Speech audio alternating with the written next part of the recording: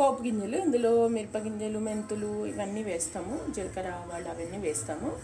ఇదేమో కిలో గోంగూర కిలో, దాంట్లోకి 1/2 కేజీ పచ్చిమిర్చి, ఇది నిల్వ ఉండటానికి కోసమని 1/2 కేజీ పచ్చిమిర్చి.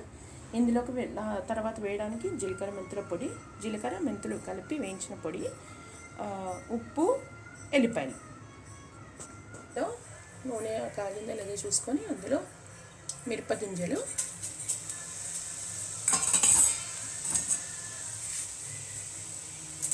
మెంతులు కొంచెం ఫ్రై అవ్వాలండి. మిరపగింజలు మెంతులు కొంచెం ఫ్రై అయిన తర్వాత మొత్తం తాలింపు వేసుకోవాలి.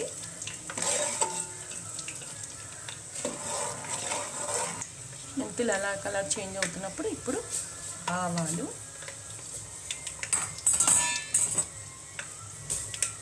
జీలకర్ర,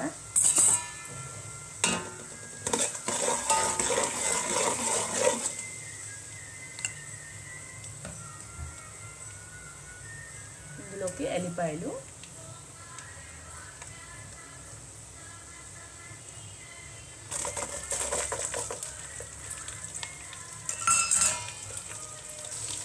వేగిన ఒక 2 సెకండ్స్ కొంచెం అట్లా ఫ్రై అయ్యే వరకు మూత పెట్టాలి.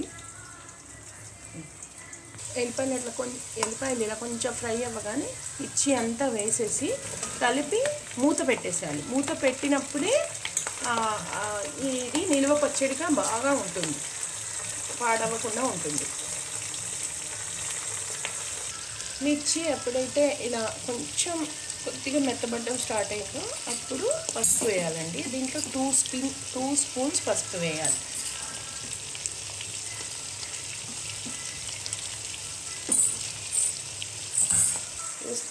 వేసి ఇది మిర్చి ఇంకా కొంచెం మెత్తపడాలి. ఇది ఇలా మెత్తపడిన తర్వాత గోంగూర వేయడం స్టార్ట్ చేయాలి. ఇలా మిర్చి అంతా మెత్తగా అవుతుంది. ఈ టైంలో మనం గోంగూర మొత్తం వేసుకోవాలి.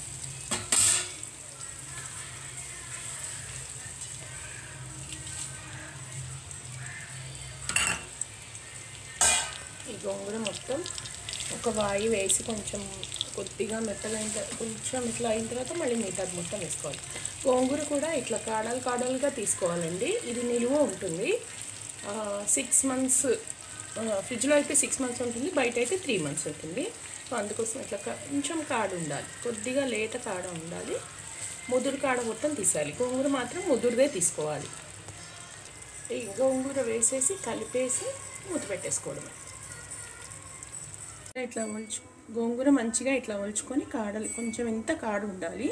ఇలా కాడు ఉంటేనే బాగుంటుంది. ఇది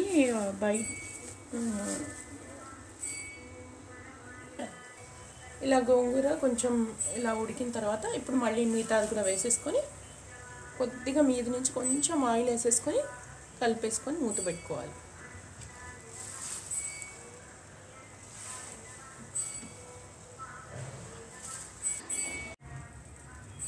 గోంగూర వేసాం కదా, ఇప్పుడు ఒకసారి మళ్ళీ కలుపుతాం. ఒక 5 మినిట్స్ అయ్యింది. ఒక 5 మినిట్స్ తర్వాత మొత్తంగా కలిపేసి ఇట్లా ఇది గోంగూర మొత్తం ఒక 15 మినిట్స్ మొత్తం ఇంతసేపు మీడియం మీద చేసుకున్నాము. ఇప్పుడు మొత్తం స్లో మీద ఉడికించుకోవాలి. గోంగూర పచ్చిమిర్చి రెండు కూడా తడి లేకుండా చూసుకోవాలండి. మొత్తం మంచిగా తీసిన తర్వాత అవి గోంగూర బాగా తడి లేకుండా బాగా ఆరిపోవాలి. ఇలా ఇప్పుడు మొత్తంగా కలిపేసుకొని 15 మినిట్స్ దీన్ని మంచిగా గోంగూర మెత్తగా అయ్యేదాకా ఆగాలి.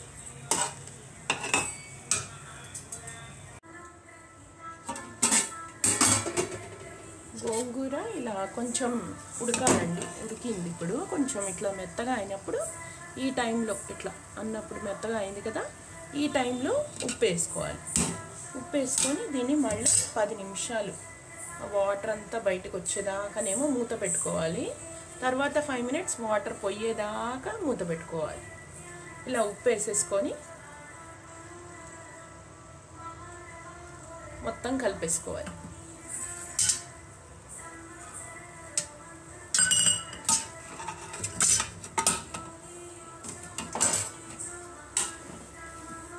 కలిపేసుకొని మూత పెట్టేసుకోవాలి.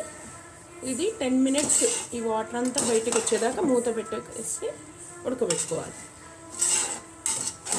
తర్వాత ఆ వాటర్ అంతా ఇనికేదాకా ఓపెన్ చేసి ఉడకబెట్టుకోవాలన్నమాట.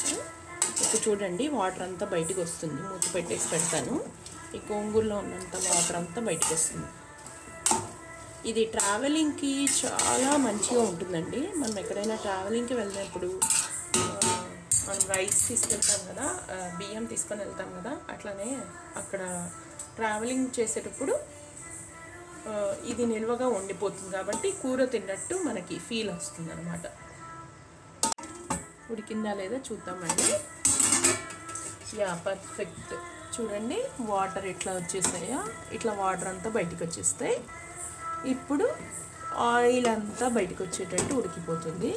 కాసేపు ఓపెన్ చేసి మూత తీయకుండా, మూత పెట్టకుండా ఉడికించుకోవాలి. 5 మినిట్స్ మంచిగా ఉడికిపోతే పర్ఫెక్ట్గా అయిపోయినట్టే. ఓకేనా?